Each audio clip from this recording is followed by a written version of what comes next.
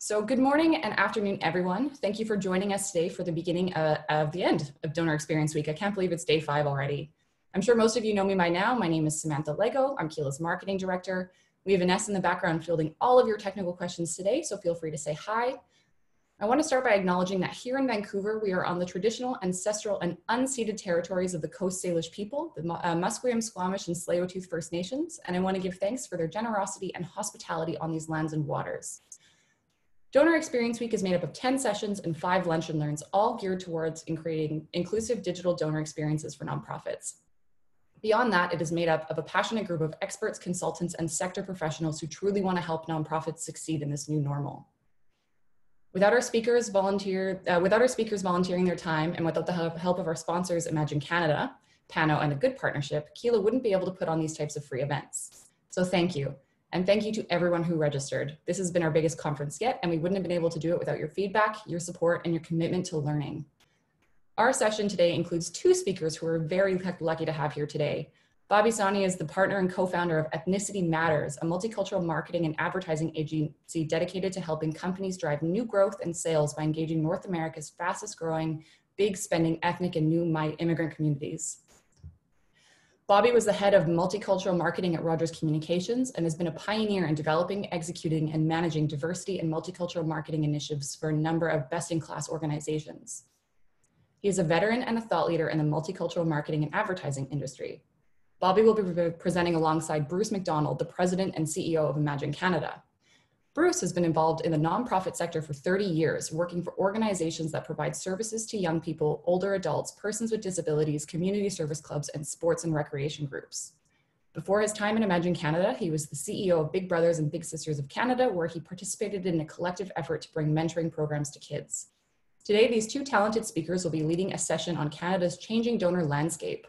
Over the next hour, you will learn about the giving habits and attitudes of newcomers to Canada and second-generation Canadians, and how you as Canadian fundraisers can develop strategies to engage these growing population groups. We encourage you to ask questions in the Q&A or chat box throughout the presentation, and we will get to them. We also invite you to take the conversation a step further in our Donor Experience Week Community Forum, which is our virtual attempt at networking in the lunch line between sessions. Connect with your peers, discuss what you've learned, and provide your insights and feedback by following the link that Ines has popped into the chat. I'd also like to mention that by attending this webinar, you are eligible to receive 1 CFRE credit. If you check that chat again, there will be a link there with a Donor Experience Week tracking sheet. You can download a copy and keep track of which CFRE accredited sessions you've attended. And with that out of the way, I'd like to give a very warm and special welcome to Bobby and Bruce, who will start off day 5 of Donor Experience Week for us.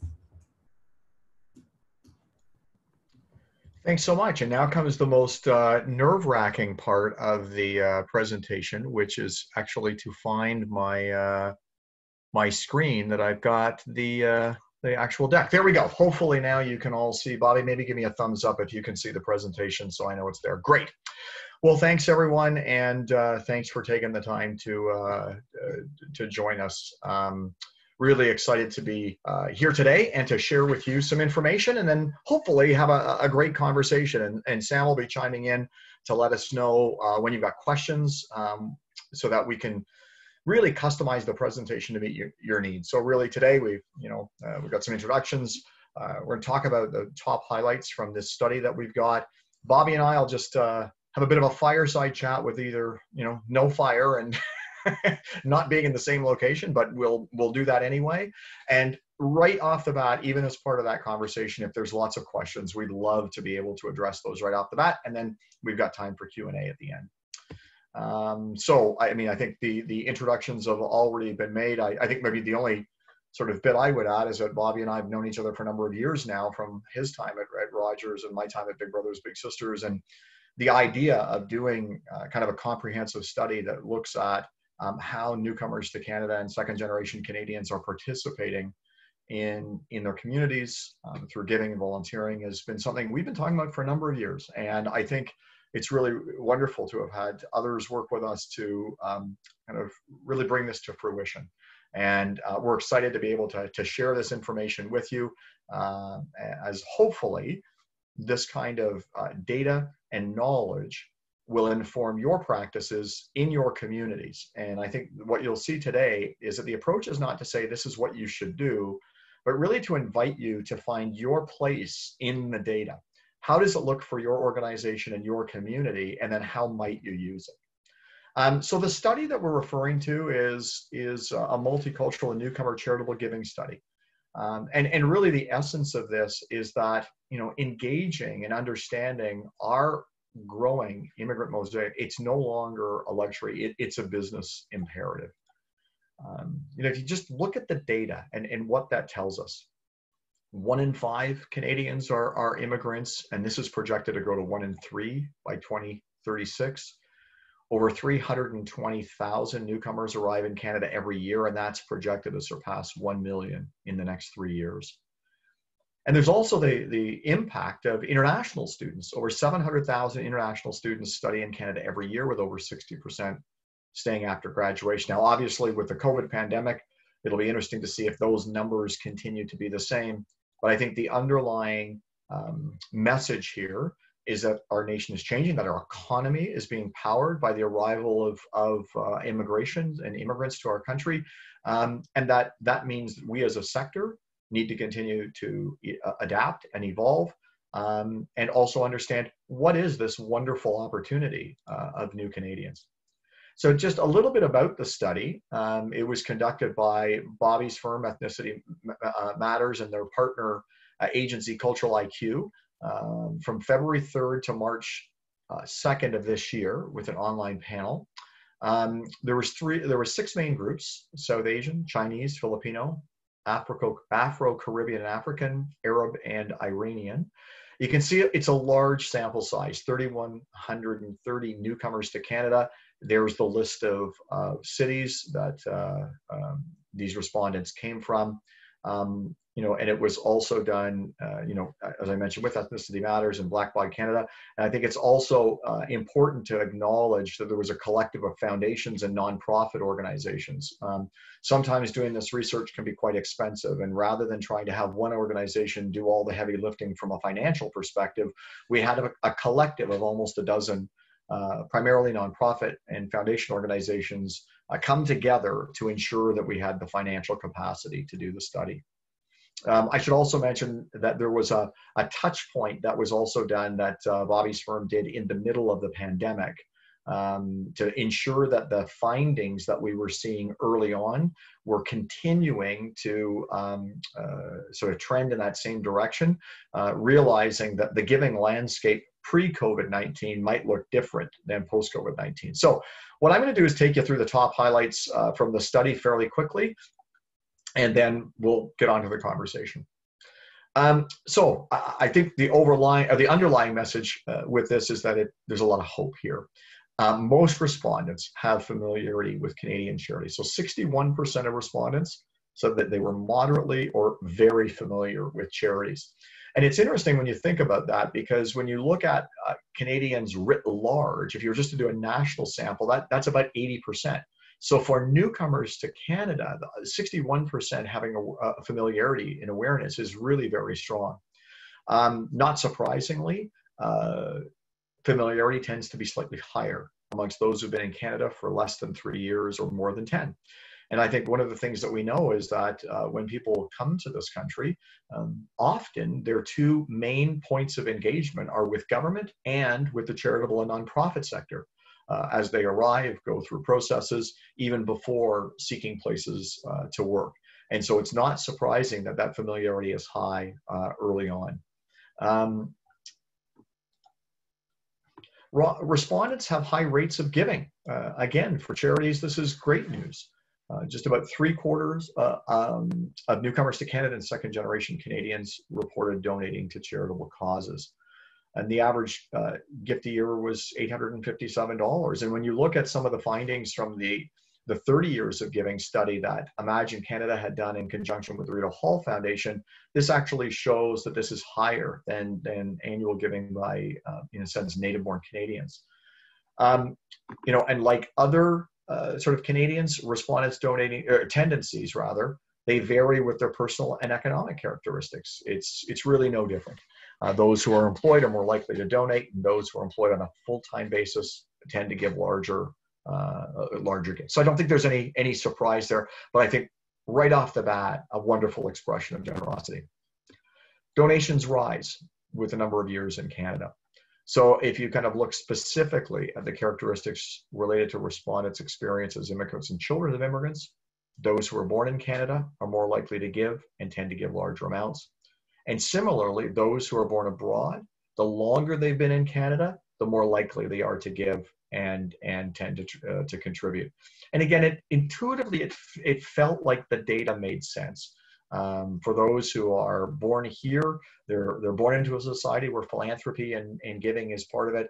And I think as people have come to our shores and get engaged in their communities, they're bringing actually values of generosity to our country and then finding ways to connect with organizations.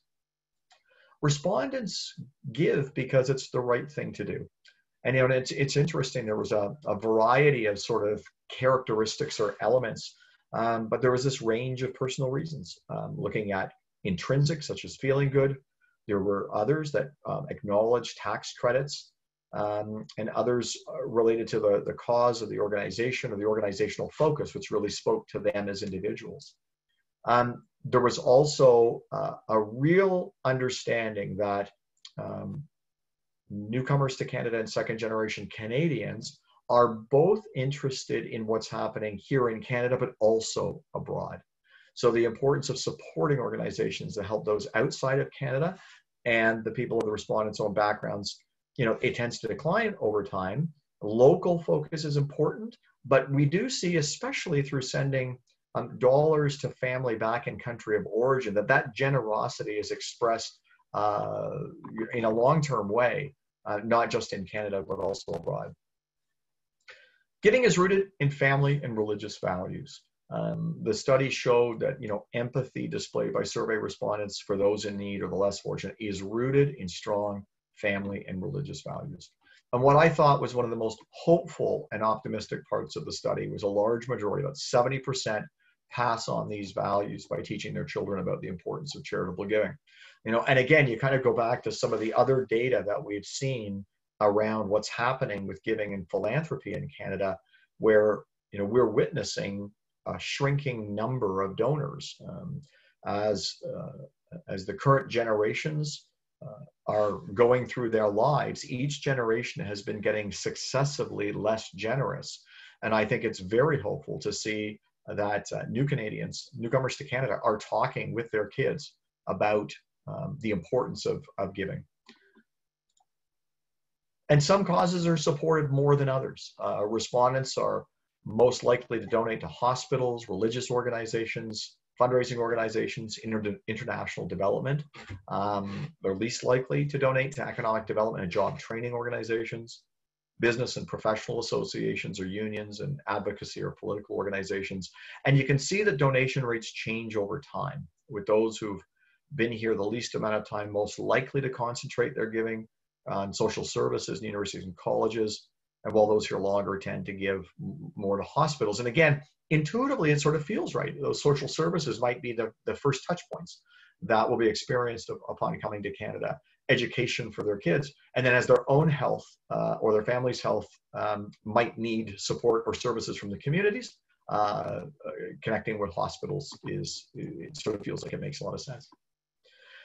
As I mentioned earlier, sending funds abroad associated with higher donations, nearly 3/5, so 57% of respondents report regularly sending money to friends and family overseas. That average is just over $1,000 a year. So when you think about expressions of generosity, when you combine that $857 going to, in a sense, registered charities in Canada with over $1,000 going to family overseas, these are wonderful expressions of generosity. And in fact, you see the average dollar amount going to family overseas is higher than going to registered charities here in Canada. And the likelihood of giving tends to increase with how frequently newcomers and second generation Canadians send funds abroad. And among those who donate at least annually, donation amounts also tend to increase with the frequency of sending funds abroad. So what I thought was really interesting here is it's not an either or proposition. In fact, the idea of value of generosity is linked into, in a sense, a pattern of behavior and giving. We asked some questions around seasonal motivation, and what we found, again, that it's high. So, respondents said that their impulses are towards giving are most likely to be affected by Christmas, particularly true for Afro-Caribbean and African, Filipino, and Chinese backgrounds. But we also saw, and you can see on the slide, that there's a variety of other religious observances that have roots in generosity and giving that also are motivators. And so again, in thinking about how organizations look at the information and research, understanding the composition of your communities, there may be opportunities to engage different groups within your community as it relates to religious observances that will take place throughout the year. And I mentioned earlier that Bobby's firm also did a bit of a touch point around what was happening with giving and volunteering during the pandemic. And so this was done in late April, I would say, really at what was the first height of the pandemic, but we're moving into the second wave. So respondents with South Asian and Chinese backgrounds were more likely to intend to increase their donations as a result of the pandemic compared to a baseline general population. And it wasn't an insignificant difference, 11 points, that's fairly large. And similarly, 33% of those from South Asian backgrounds and 25% of respondents with Chinese background indicated they intended to volunteer more compared to just 20%. So again, significant differences in generosity, people really stepping up during the pandemic. One that I think is also very important for organizations who've had in-person events or in-person fundraising tactics. 44% of respondents donated using traditionally more single channels, and the importance you can see here of in-person giving. High rates through in-person fundraising like galas, public canvassing, sponsoring people to participate in events. And these are the types of things that are particularly at risk during and after the ongoing pandemic. So I think part of what we were really learning through this process is that the potential for Canadian charities is tremendous. I mean, it really underscores the critical importance of engaging diverse donors, and this study should be a call to action. Our analysis suggests that there could be a market opportunity of about $1.7 billion, which is very significant for Canadian organizations, but it's going to require thought and intentionality. So with that, I'm going to invite Bobby into the conversation. Having now gone through the data, and obviously your firm, Bobby, having led the charge on completing the data, I guess at this point, and then Sam, I'm going to come to you right after Bobby's opening comments to see if there are any questions before we just sort of dig in. Bobby, from the overall messaging on this and the data, what for you really kind of stood out? Thanks, Bruce. First of all, welcome to everybody. Hope everybody is happy and healthy and safe at home. We appreciate you tuning in. And Bruce, I was actually enjoying just hearing you talk. I'm actually sad I have to participate now. But I think, a couple things came to mind for me. One is a hypothesis that, I've always had for some time, was that newcomers and ethnic communities tend to give. It's something that is ingrained. I mean, myself, I'm a second generation immigrant. My parents came to this country in the 70s from India. And it's always something that was ingrained in my upbringing that we give. We give to our communities, we give to our places of worship, we give to our local hospitals, etc. So I'm really glad to see that, the data now, and obviously you saw the sample size of over 3,000 respondents. Newcomer communities tend to give, and that's very a hopeful message, especially in a time like this. 2020 is just an anomaly of a year with so much, not only from a COVID perspective, but obviously a heightened, awareness on other topics that matter, like diversity and inclusion. For us to see the important contributions of these communities, as they come to Canada. It's not just about Canada giving to these immigrant communities, but actually the immigrant communities giving back. So I think if I had to kind of, highlight an overarching message. It's this message of hope and positivity and really the value that immigrants bring to this country. I mean, earlier this week, if you heard Prime Minister Trudeau speak, and politics aside, one thing that I think we can all agree with that he said in his speech this week is that diversity is not only an asset for the country, but it's a differentiator. It is our competitive advantage, and I wholeheartedly agree with that. It is a competitive advantage for this country, and therefore for any company, whether you are for-profit, non-profit, any organization, we must understand the power and the significant contributions of these communities. That's great. So thanks, Bobby. And Sam, I'm just going to see right now if there's any questions that you want to bring forward. Yeah, we've got a question from Anna. How can we find out more about the cultural background of our supporters? So sorry, can you just repeat that? How can we find out more about the cultural background of our supporters? Okay. Bobby, I'm going to throw to you on this one to start off with, and then I'll chime in with a few things. Sure. Obviously not having enough background of which organization we're speaking to. I'll say that, technology has really come a long way. I mean, I think there's a lot of ways organizations can do a little bit of a benchmark in terms of their existing base, whether it's donors or if I were to use, a company like a bank or a telecommunications firm. There's a lot of different ways that you can actually scrub your own data to determine the makeup of those communities. I will say one way to do that is there's actually a number of third-party organizations, vendors, technology-based vendors that can actually take data and based on a first name, last name, and postal code, can usually tell you within about 85% confidence score the ethnicity, the religious background, and even language preferences of a given database. So I'd say technology has really come a long way, and I think a lot of folks might say, well, a last name, that's not the right way to do this. I can say that the algorithms that, and I'm trying to talk all techie, and I'm not a techie guy at all, so excuse me for that, but I know that the algorithm that they use, they're actually looking at the makeup of people's names. So there's certain prefixes and suffixes in an individual's first name and last name that can help you tell you the origin of these names. And when you take the first name, the last name, and postal code and run it through this crazy computer program, it's actually able to give you a lot of powerful data. Now that's one way of doing this. I know other organizations have really surveyed their existing bases of donors or customers in other for-profit organizations to really just get a better read on who their tribe is and who they're dealing with, so they can actually better service them.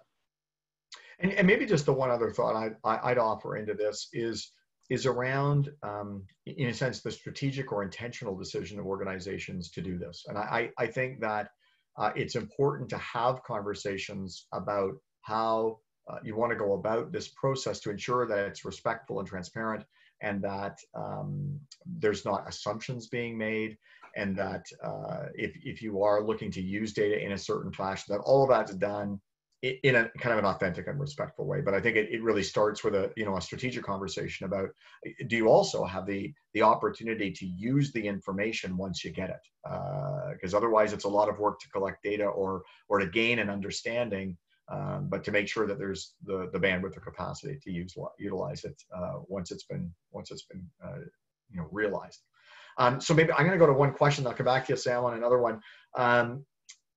So Bobby, what would you say to nonprofit organizations that feel that engaging newcomers within their fundraising and outreach strategies is only fruitful for charities that have programming that's historically designed to support these groups? Because there's clearly organizations whose primary audience is newcomers or second generation Canadians. And there's others who have been around, sort of, in a sense, mainstream organizations saying, well, how does this work for us if that's not our primary audience?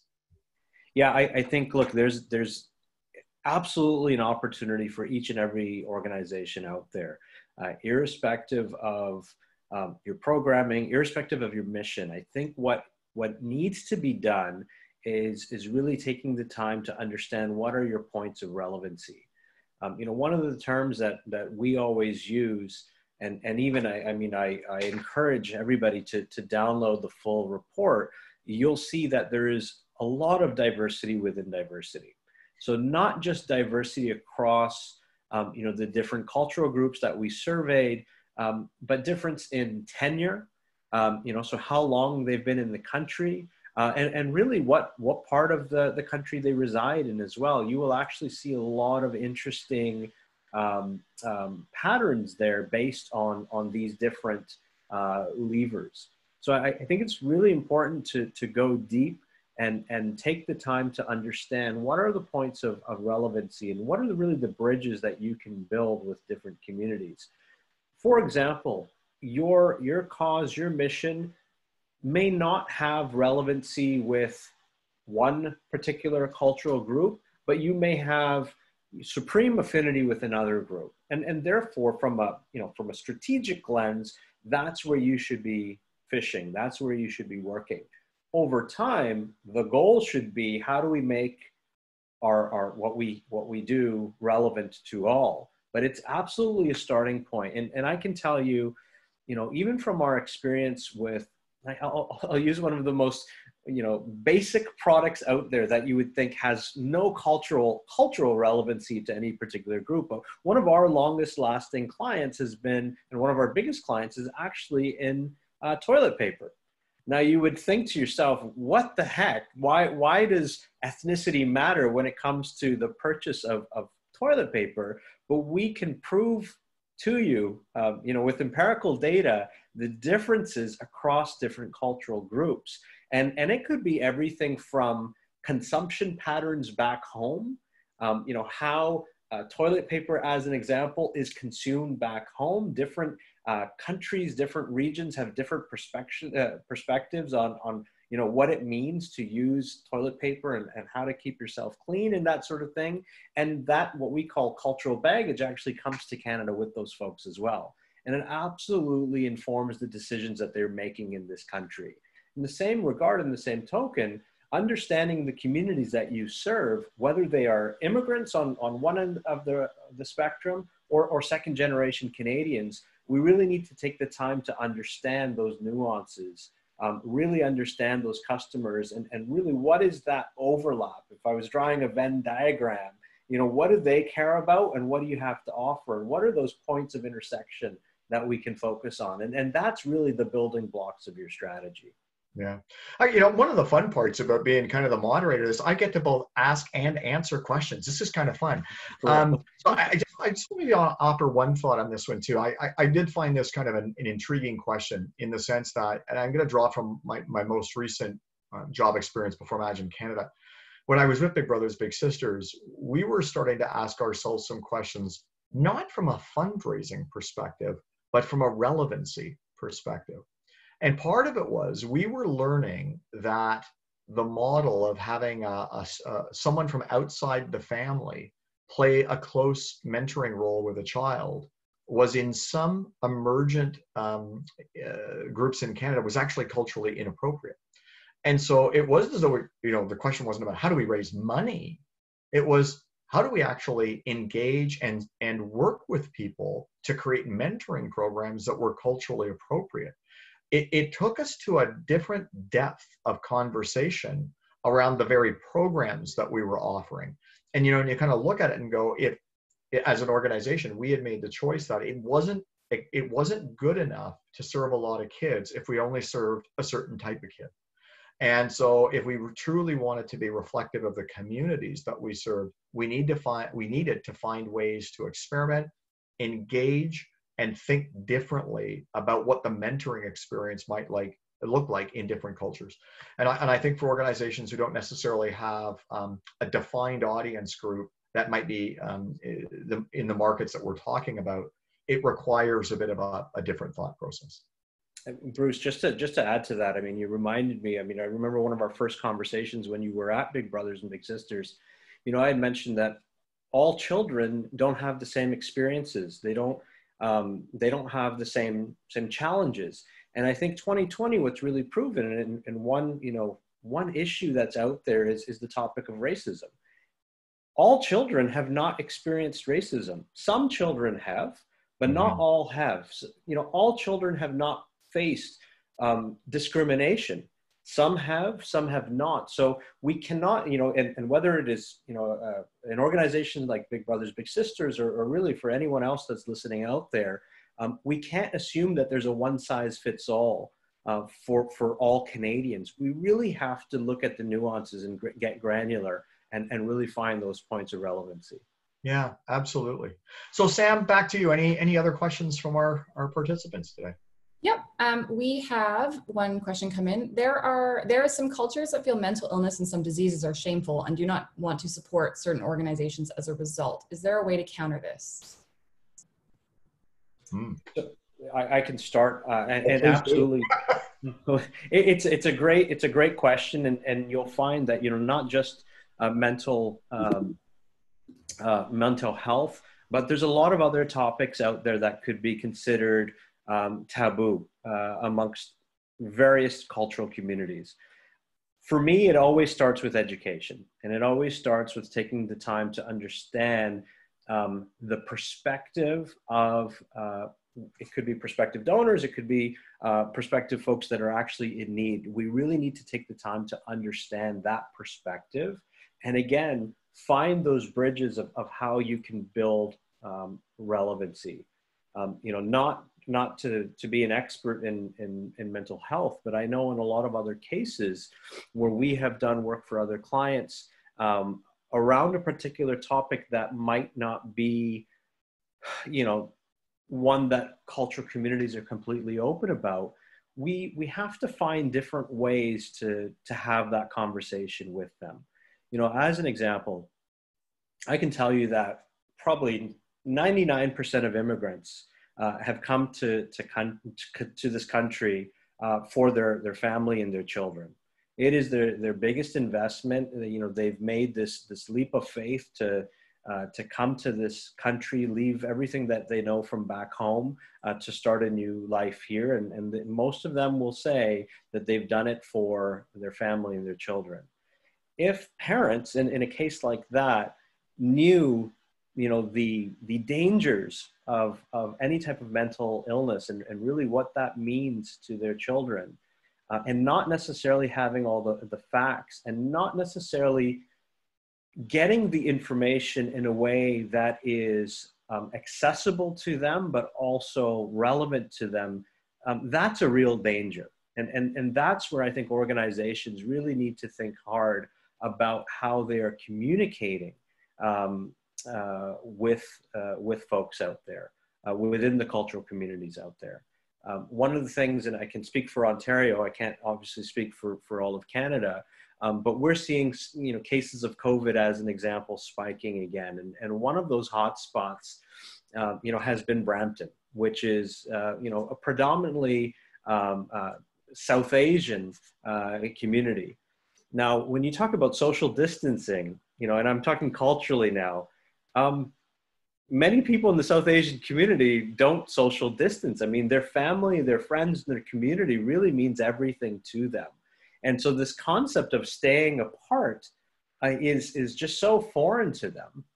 So one of the things that we have seen, and we have encouraged, is to actually have communication with those communities that is culturally relevant to them. Letting them understand that, hey, we know that this is something that's not normal for you, but now is the time that we have to change, our habits and the way we're doing things for the betterment of not just your community, your family, but really the country at large. So I really think it comes down to communication. It understands the different perspectives and really how can we bridge that gap in communication. That's great.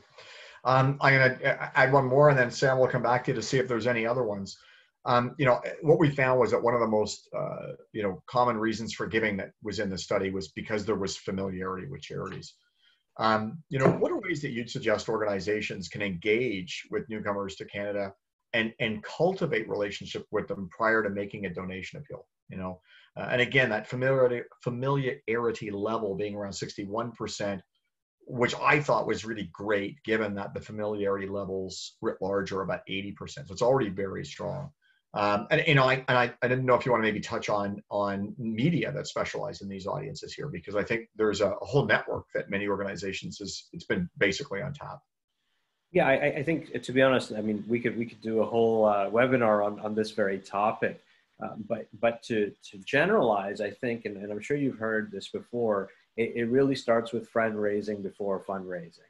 And how do you make those friends? It's really getting out into that community and showing that, you know, they are part of the community at large.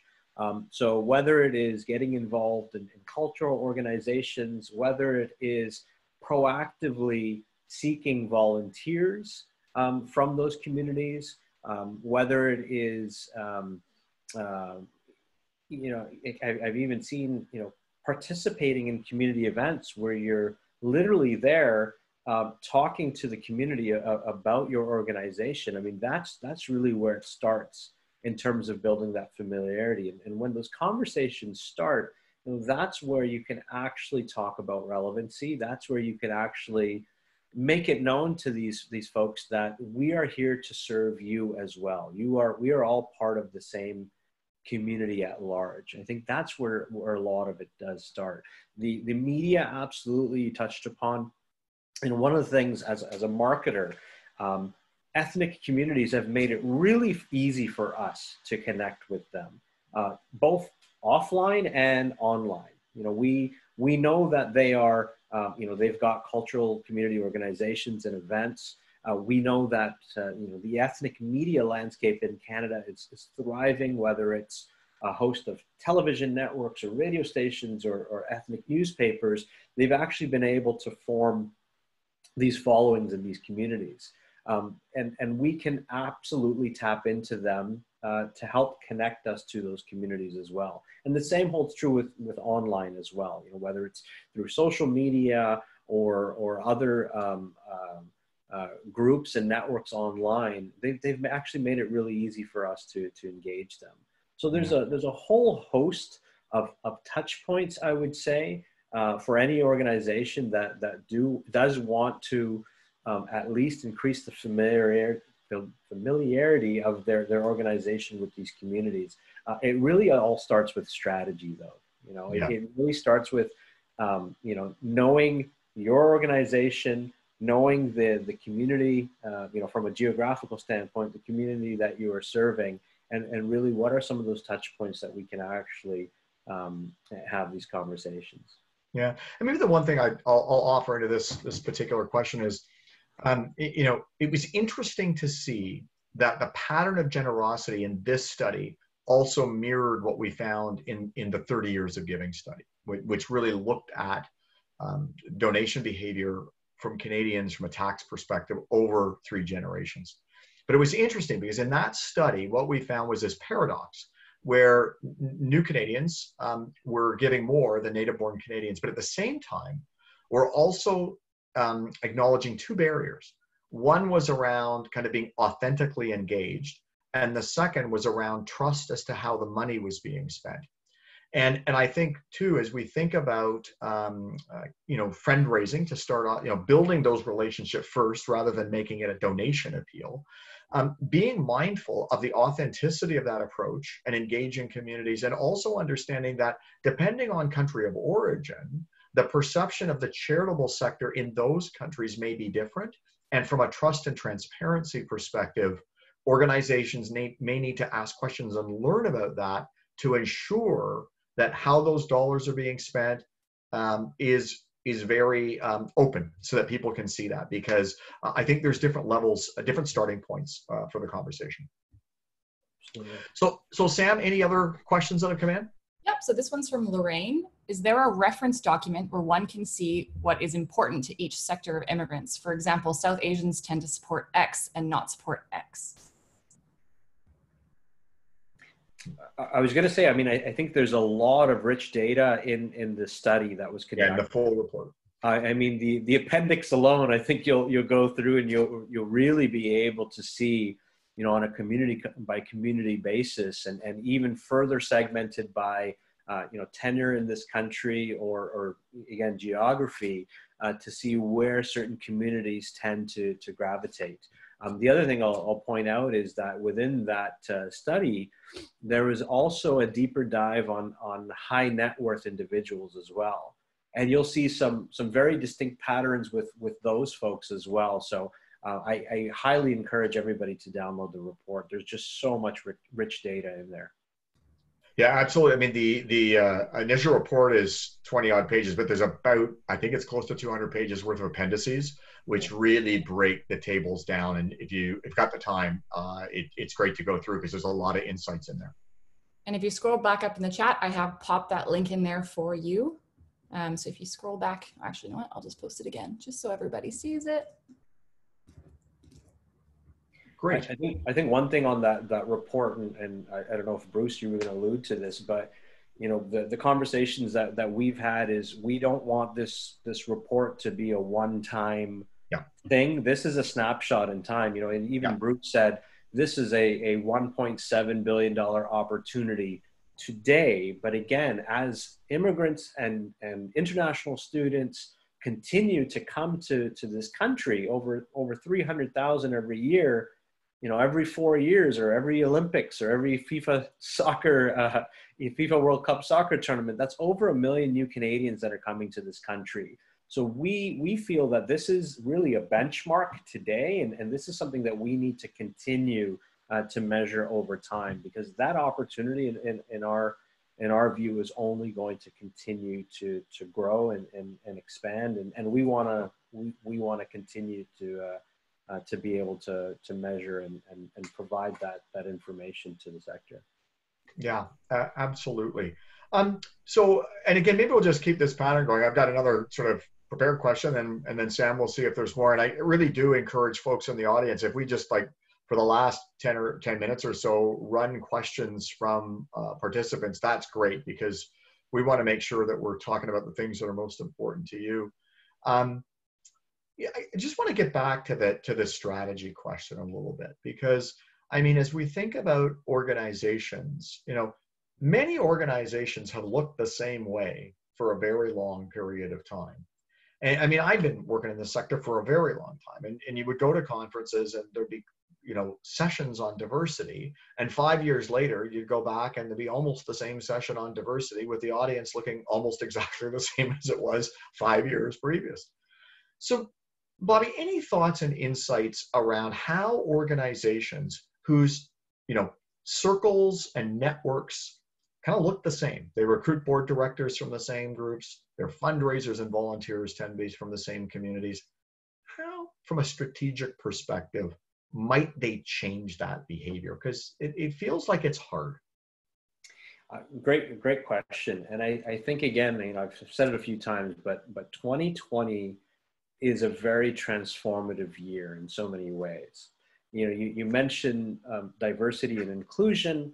You know, I think all of us have heard those terms before. And I'll say my perspective on diversity and inclusion, or a diversity strategy, it's always been something very inward, right? It's usually sat with HR, and it's really been a focus on our inward approach, whether it's hiring practices or that sort of thing.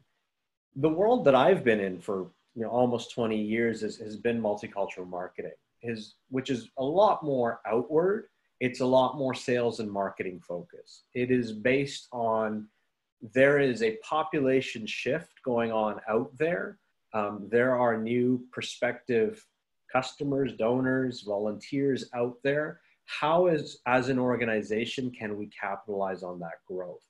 I think what we're seeing, you know, again, this year, and I'm seeing this with a lot of organizations, I'm seeing it with a lot of clients, is actually this overlap of diversity and inclusion and multicultural marketing, and how is that inward strategy complementary and servicing that outward strategy. I think any strategy really has to start with a commitment from the top. And that starts at the board level with a full buy-in on the opportunity. Bruce, I've done many sessions with your board as an example, at Imagine, but also when you were with Big Brothers Big Sisters. I think every organization really needs that buy-in and that commitment from the top. And that buy-in, it firstly starts with an understanding that there is a demographic tsunami out there. It is, we're an aging population, we're not having enough babies, and therefore immigration is a growth strategy for the country.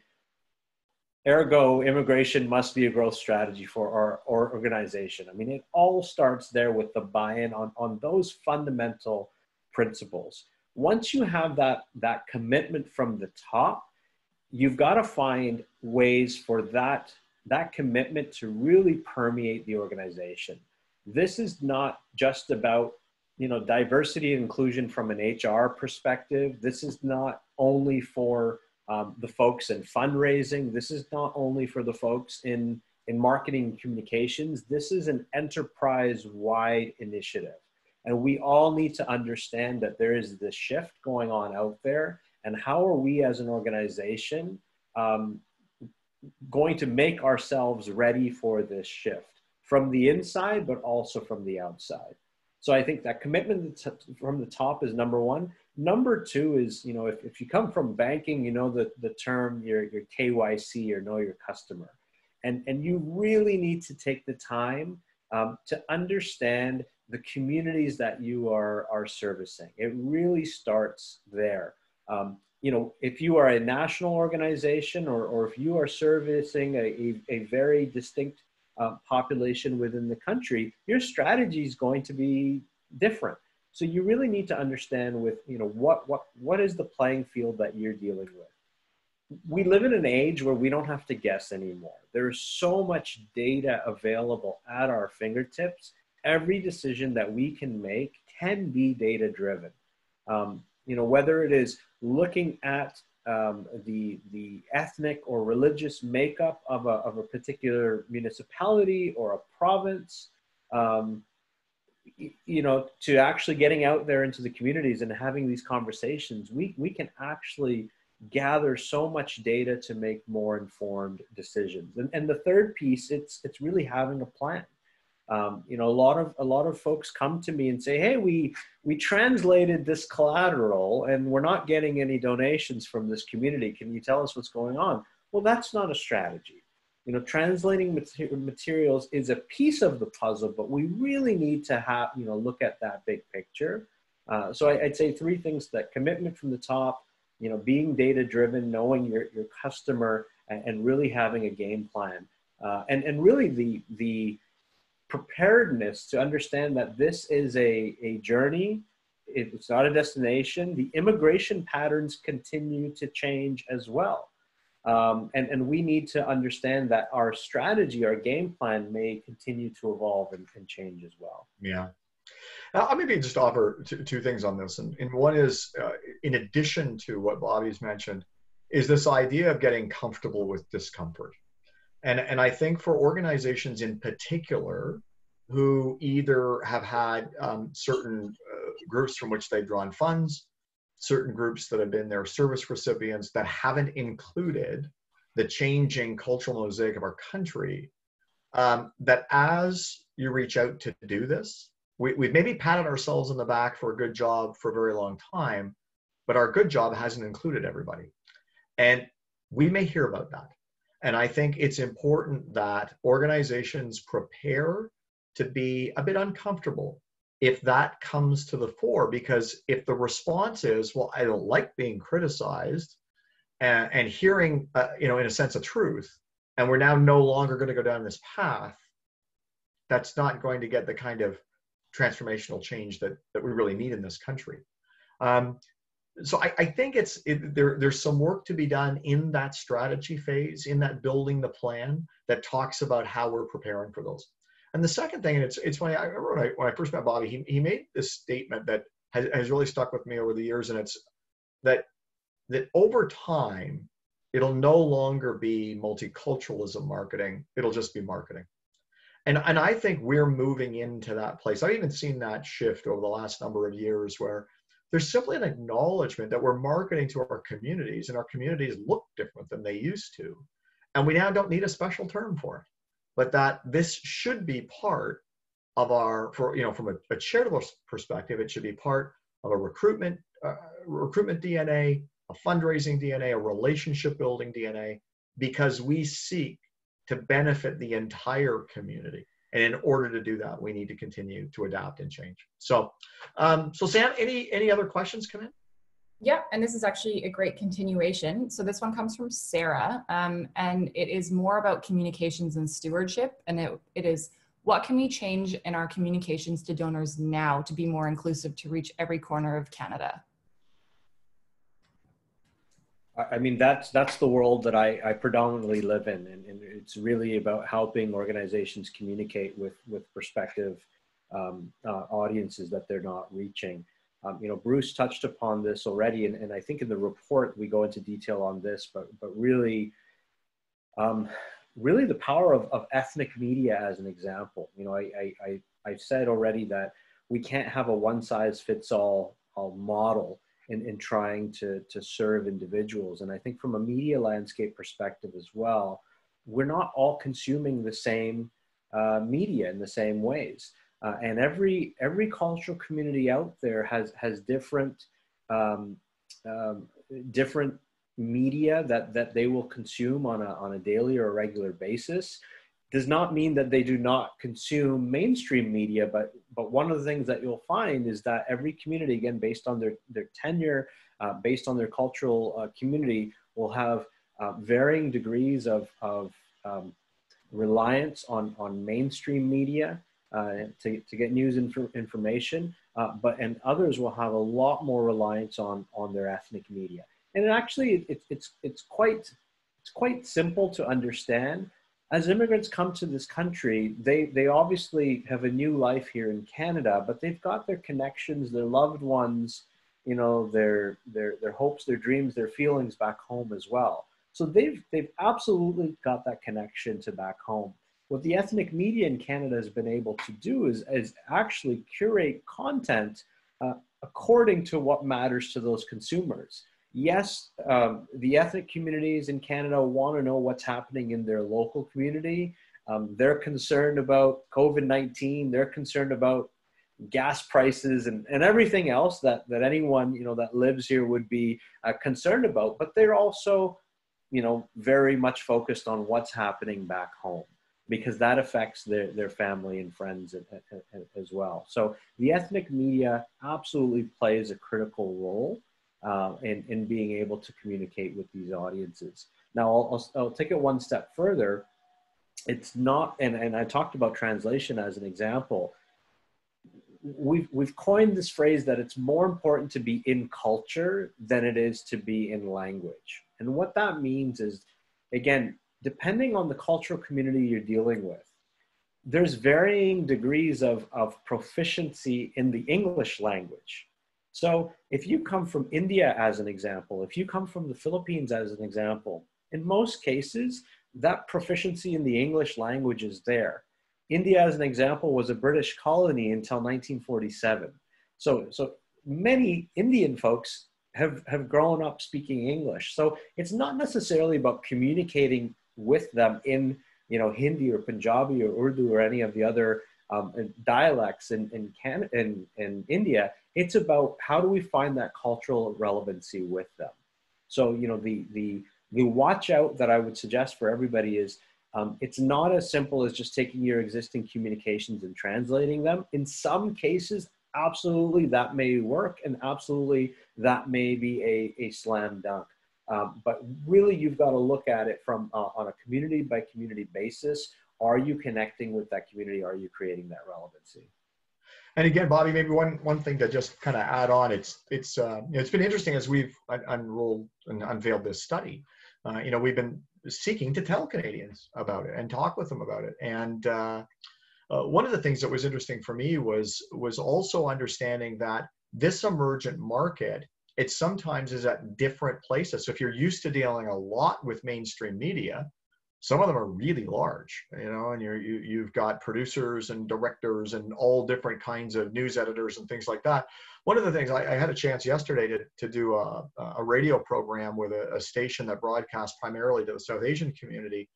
And what really struck me, the number one takeaway, was that the host was also the producer and was also the station owner. And it's a small business. And it's an emergent and growing business. But in thinking about media relations, you know, we're kind of schooled to do it a certain way. And it felt we need to be way more nimble and agile and respectful of this person's time, because they were juggling so many balls because they were doing it all. And I think that as organizations that haven't traditionally worked in that space seek to do so, we've got learning to do as well. And Bruce, I got to say, your Punjabi has really improved. You're doing well. Yeah, it was interesting listening right before I went on air, because it was all in Punjabi. Thankfully, the interview was in English. Yeah. Sam, any more questions from the audience?